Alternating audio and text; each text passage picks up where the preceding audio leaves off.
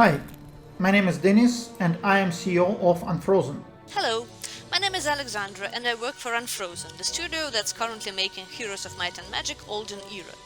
Everyone at Unfrozen is a huge fan of Heroes of Might and Magic, but when we set out to make this game, we knew from the start that that wouldn't be enough. That to make the best game we can, we also need to engage with the community and talk to all kinds of players. So we did a series of interviews with tournament players, with organizers, with streamers, with showman people. We discussed what they like and maybe don't like, what is missing for them in the Heroes experience and what is more important, and we used the information we gathered this way in the development, but we also feel that it might be interesting to share these interviews with the rest of the community and that you might also find interesting insights in them. So here they come. Our today's guest is Alexandru, also known as Kuraha, who is a top performer at various Heroes of Might and Magic tournaments. He's won quite a number of them, such as Golden Goose 2 or Duel Legends, for example. So we would like to talk about the competitive Heroes of Might and Magic experience with him. So, Kuraha, your Twitch page says that you have been playing for almost 22 years, which sounds like you've been playing like for half your life. Or for a long time, more than half my life. Like since you were a little child. Can you tell us a bit more about how you got to know Heroes of Might and Magic, how you started playing them and fell in love with them? Well, basically, my uncle, when I was young, when I was like 6 years old or so, started like an internet cafe. That's his business, and he brought a lot of games. Back then, Heroes being one of the main ones, right? Because it was one of the most popular ones back then.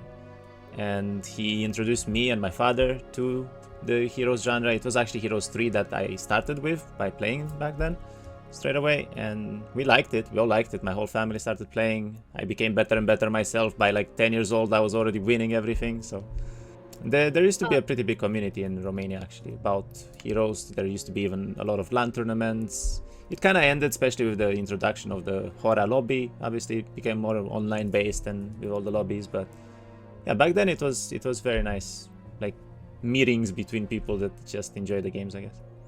Alright, but why Heroes specifically? It sounds like nostalgia plays a significant factor to you, right? It does, but it's not just nostalgia. For me, Heroes has always been one of the most balanced games when it comes to this competitive play between two opponents, because both players have the same decisions, same objectives around the map, same style of play, everything, right? So it's just whoever is better and better and makes those better plays in those fights just gets an advantage. And I like that from the beginning, actually. It's, to me, a very competitive game, even though it is very old, maybe outdated for some graphically or whatever. So, except Heroes 3, what's your favorite installments of Heroes franchise and why? Personally, I didn't play Heroes 1 and 2 at all. I started with Heroes 3. I did play WoG. I played Shadow of Death a long time as well, and now Hora as well. Other than that, I did play a bit of Heroes 5, I think, but mostly just campaigns and like single player stuff. I never went into any competitive. And then I tried, I think, Heroes 7, but I didn't like it, so... Was there anything that you liked in Heroes 5 that was not present in Heroes 3? I mean, I think I tried Heroes 5 back then because it was just like this overhaul for graphics, and then everything looked better overall. It didn't look like a 1995 game anymore, so it was simply better graphics, and it was interesting to play, but I did feel like Heroes 3 was a bit more complex, it was more competitive, and still much better multiplayer-based gameplay rather than the other Heroes did have, so that's why I stuck to this version, sort of. What about other strategies? What, do you play other strategies? I mean, other than Heroes? I mean, depends. I think Heroes to me has been the game I probably played the most. I played other strategy games as well, like I played a few years of Age of Empires, for instance, also a strategy game. I've played others. I played StarCraft 2 and StarCraft 1 for like 3 years, even competitively, but I think Heroes itself has been the game I spend most time in, at least, so... all know, some lovers of Heroes of Might and Magic still play Shadow of Death. Some like, WoG, the Wake of Gods, but the most significant portion of players, especially competitive players, play HOTA, Horn of the Abyss. What is it about this huge I wouldn't even call it modern, an overhaul of the game that draws people to it so strongly? I think it's simply the new towns being added to the game and just having new mechanics and being a bit different than what we were used to, because having the game out for 22, 23 years, whatever it's been, right? It's also 25. Yeah, 25 now even. It also means that a lot of people kind of got bored with it because it is out for a long time. You know everything about the game, so when an expansion comes out, it's gonna draw a lot of people towards it. And I think that's been the main factor of why HOTA is successful, because it just brings all of these new aspects into the game, and people say, okay, well, this is interesting. Let's see what changed and what happened. And then they just stick to it because they liked it, obviously. That's absolutely fair, but also the community waited a long time for the latest update. So it can't just be the new content, because the new content, the new factions appear extremely rarely. It's all understandable, we only have utmost respect for the HOTA crew. They're doing an incredible job, but still, it's not like a mill that produces a new faction every couple of months. I think this has been one of the downsides of HOTA, because in my opinion, if they kept adding those updates earlier, especially when they said they would add them, because even now for like 4 or 5 years they've been saying, okay, new expansion coming out soon, factory coming out maybe this year, maybe next year, and at some point people are like, yeah, okay, it's never coming out. Like, they're just lying to our faces, don't bother with it anymore.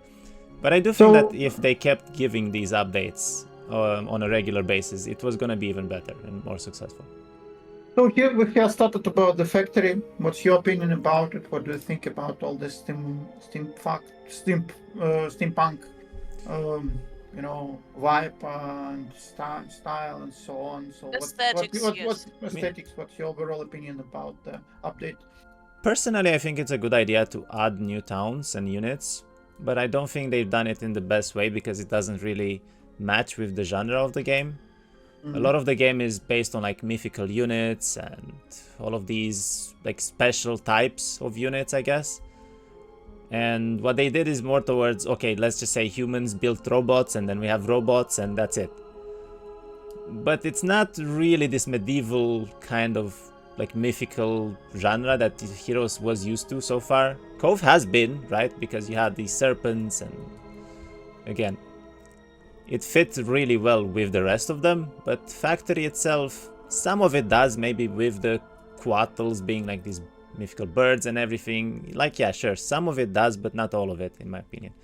I think it's half and half, and the community was split by this a lot. Me included. I don't particularly like it aesthetically too much, but I do think they've done a pretty decent job with all the new mechanics added. I have to say that the mechanics for the town, for the units themselves, they've been very innovative and did drawn a lot of people towards playing these towns and having fun with them, obviously. So I think Factory is one of the more interesting towns to play right now. Because of these new mechanics, obviously everything else is very similar. Almost all of the towns have the same mechanics. You have shooters that just shoot, you have these flying units that just fly, but they don't really do anything else, right? While the Factory units, almost all of them have these special abilities. They can remove corpses, they can like go under, they can... Even their shooters, for instance, they're dreadnoughts, right? They're called. They have this ability where they shoot a laser in front of them and not just shooting over the whole map as we were used to so far. So, but Factory also has units that only synergize with each other, like the engineer that can fix robots. What's your opinion on such limited, mechanics that like makes a couple of units synergize, which is interesting to play, but also, makes them less useful when they're not used together? I think it's fine as long as it's town-based, because you can't really expect to play multiple towns, so you have to have multiple units that will synergize together from two separate towns, let's say. So I think if it's town-based, then every town would have units that synergize with each other. I think in that case it's pretty interesting because it adds variety into what you can play from that town. We've seen strategies even now being like everyone playing Quattles, for instance, for Factory. But then someone comes and says, okay, but what if I play robots and I get mechanics and we can play these like tier 4 units that will also give me a lot of tempo into the game, and it's interesting, right? It becomes a lot more variety. Fair enough. So you actually enjoy it when units within a faction like synergize with each other stronger, because the counter argument here would be that it forces you to play mono faction, basically. Like, if more units within one faction synergize with one another, it makes playing them interesting, but also it makes it harder to mix and match factions, which I guess like people don't necessarily do in high tier competitive play, but it's a fun thing to do, isn't it? Depends on the template in the end, I guess, because some templates don't even allow you to synergize too well. In Duel, for instance, you only have one, maybe two factions that you can synergize all the time, right? In 8-hero templates, especially if diplomacy is a thing, maybe you can go higher there, depending on the template as well. And yeah, it would be an interesting concept, but I do think it all comes down to balance, though. I think it just comes down to balance between the towns, or even the units in a specific town. For instance, if you have, let's say, 8 units as Factory has, and if you separate them 4 and 4 that they synergize together, those two separate groups of 4 units have to be balanced between them, so you could go for either or. Then it's just whatever is working best for you, whatever dwellings you might find, right? And it's a game-to-game basis, basically. Going back to the ranking system and the changes that were made, so for our viewers, the changes that were made is that winning in a single hero template gives you less rating than winning in a multi-hero template. So would you say that just having separate ladders for single hero modes and multi-hero modes would be a reasonable solution? I think it would be a reasonable solution, yeah. This has been asked for the Hora crew as well for years, but they never introduced it, they never implemented it. And I think the best solution is to simply separate the templates. If you want to queue up for a one hero template, you queue up for that. If you don't, you queue up for something else. Also, another thing is, I do think one of the best updates to Hora would be a matchmaking system. And not just people having to make a room and then wait for the next 5 hours to find an opponent if they have a template that no one ever plays, right? In that case, you could just have a matchmaking system for like maybe 2 or 3 templates at best or something, and then someone joins in, clicks a button, boom, you get an opponent, you can play around the same rating. I think that's always been the best type of matchmaking to me. But so, why... we know that you do play Jabber's Cross, but most people know you as a player of Duel. Why do you prefer single hero modes, or modes? To me, I personally don't mind too much playing 8-hero templates. I have played 8-hero templates in the past before I was streaming. I was mainly playing 8-hero templates all the time, like 8xm8 maps or like 6LM10 back then. It was my favorite templates. But for streaming itself, it is better to play one hero, in my opinion. It's just simply faster games, so people don't have to just sit through multiple hours and get bored, especially because when the opponent turn happens, you sometimes have this downtime of like 35 minutes where you have to play something else or to talk to chat or something. It's just very, very boring, because even though there are sim turns, and you do have a lot of that time when both players play at the same time, but when that ends, so that you don't have these problems with the sim turns anymore, where someone could attack you and you wouldn't even know it or not, when that ends, the game becomes a lot more boring, I guess, in the end. And it's a lot less reactive to stream and play a 8-hero template compared to playing a 1-hero template, when a worst case scenario, your downtime is 1 minute in between the turns there, because it's much faster. So, as a streamer, what do you think could tournament organizers do to attract more maybe sponsors and attract more viewers? Basically, what do you think that something can be done or changed to the heroes tournaments to widen their appeal and audience. Yes, and this idea I think could improve pretty much any game, but this in particular really needs it. The best idea you could add is to let people spectate your games. Being able to spectate games means, first of all, people can cast those games. 2, it would be much easier for tournament organizers to even organize tournaments, because you could say, okay, even if I can't be present here to like look over the game, to cast their game or whatever, I can just look at the replay pack, take their game, cast it afterwards, right? And you would have this always ability to check if someone is cheating as well. If someone's hacking, for instance, you could check their games, immediately see if there's anything wrong. It improves so many things, and it would definitely help a lot the competitive scene and the tournament scene. And this is something that I've seen a lot, for instance, in StarCraft. When they added these replay packs, their competitive scene blew up entirely. It was such a huge improvement there. All right, and what else, for your opinion, can be improved to make the game more popular for the streamers and more entertaining to stream as a streamer? I think right now the main issue that Heroes has is the fact that a lot of people don't really find it as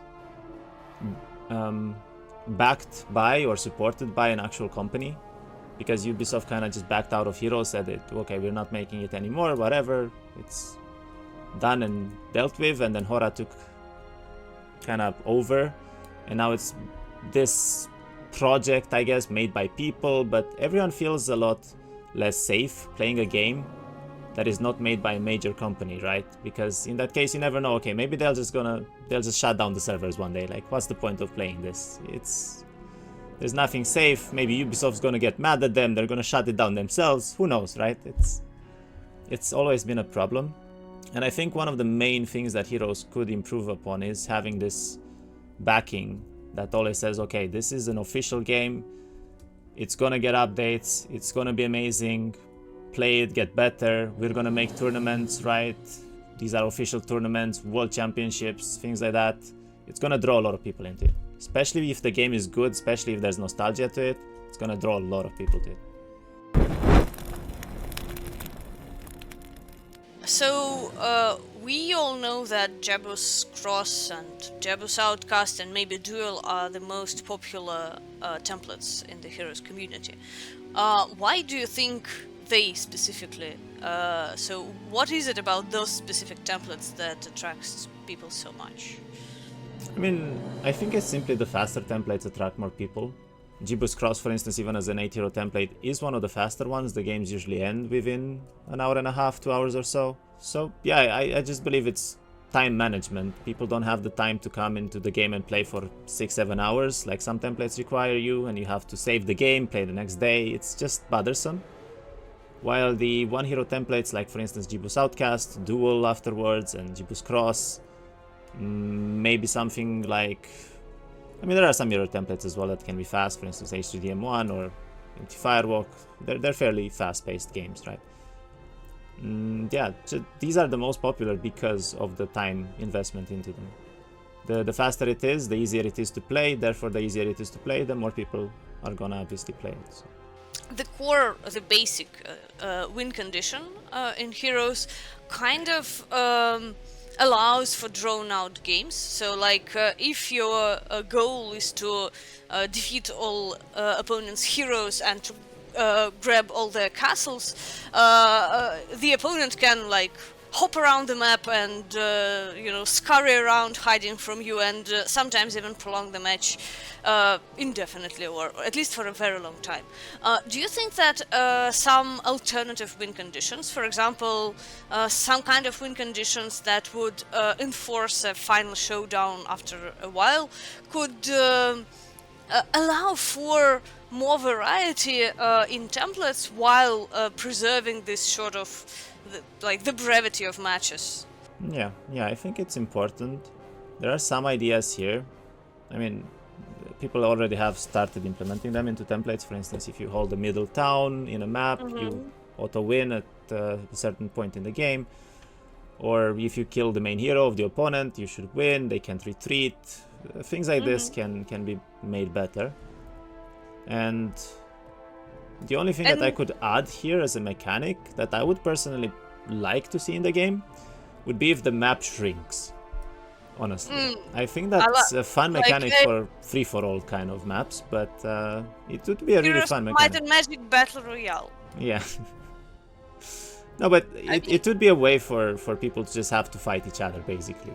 If at some point you lose parts of the map and then at the end you just have, okay, we're in front of each other, we can't go anywhere anymore. So.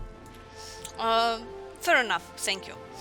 What's your opinion on the, shall we say, high-skill templates like H3DM or 6LM10A, stuff like that? Like viewers, you mentioned that viewers don't necessarily appreciate templates that can be played for like 7 or 8 hours. But how do you personally feel?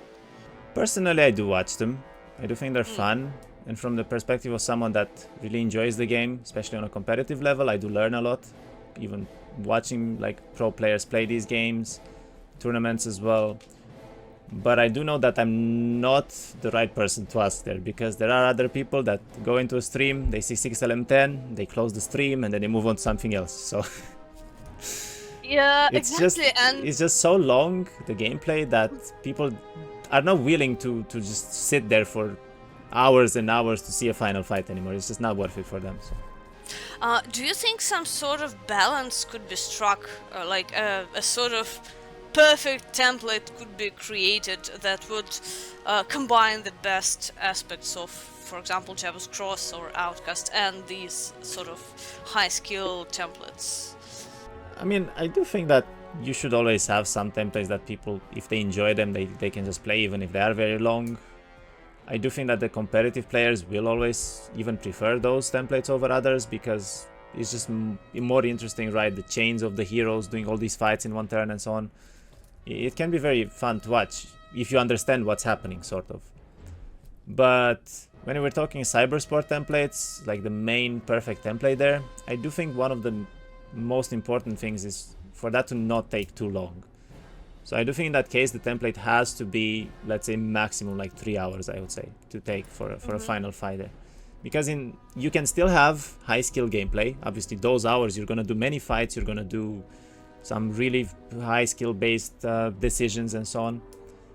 But you're not gonna bore your viewers to death, because they can't even stay there the whole day. They might have other occupations and whatnot to deal with, and they can just look at the template, go through 1-2 hours maybe of gameplay and say, okay, this game was absolutely amazing, I just watched something great here, and that's it.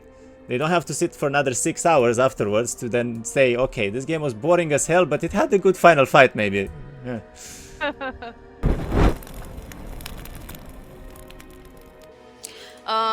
Thank you. Now, changing the subject, what's your opinion on the artifacts in Heroes, their importance, and specifically on the artifacts that can be assembled and like combined into? Do you use them at all? Do you use them often? Yes, again, it depends on the template, because some of them simply have artifacts that are banned just because they get too strong. But I do think that Heroes overall has a good progression to the artifact system. So you start with these like major artifacts, into relics, into combined artifacts and so on. I do think the artifacts have been very balanced in a way, and good progression there, especially with the utopias that you have to do, right? Like it's high risk, high reward type of objectives around the map that can give you much better progression there. Personally, there are some artifacts that are obviously a little bit broken. For instance, if you get an air tome almost in any template, right, or angel wings and it lets you fly, even more so if you play it heroes and then all the heroes can fly and so on. The game becomes very easy all of a sudden, so you have to always think about these balance settings. For instance, not having those artifacts ever spawn in your starting biomes, or maybe making them very, very difficult to get. Adding like higher guards to it could be a thing, right? Like simply having the best artifacts in the game being also the most well-defended artifacts in the game could be a change there. Right now, personally, I don't think that relics are the best balanced artifacts in the game, because some of them can be completely broken while some of them don't really give you anything. The best possible example I could give is the crown you need for the Dragon Father combined artifact, right? That gives you +4 knowledge and power, is a relic, while the teapot that gives you +6 of all stats is also a relic, and they can be guarded by the same unit. But it makes no sense why one gives you 4 power for knowledge and one gives you 6 everything. It just doesn't make any sense. So Yeah, agreed. But what about combined artifacts specifically, or rather artifacts that, need combining? I think they can be actually very interesting, and personally I would prefer to see more of rather than less of, because right now we only have like 2, maybe 3 relevant combined artifacts in the game. And because of that, everyone just plays those combined artifacts every single game, so you don't really have any variety anymore. Obviously they're better than the relics, than all the other artifacts that you could have separate. So if you would have more balance when it comes to all of the artifacts and how you could combine them and whatnot, I think that would be more interesting. Especially if they come with specific mechanics, like makes your units immune to CC, for instance, would be a really fun mechanic we could have from a combined artifact.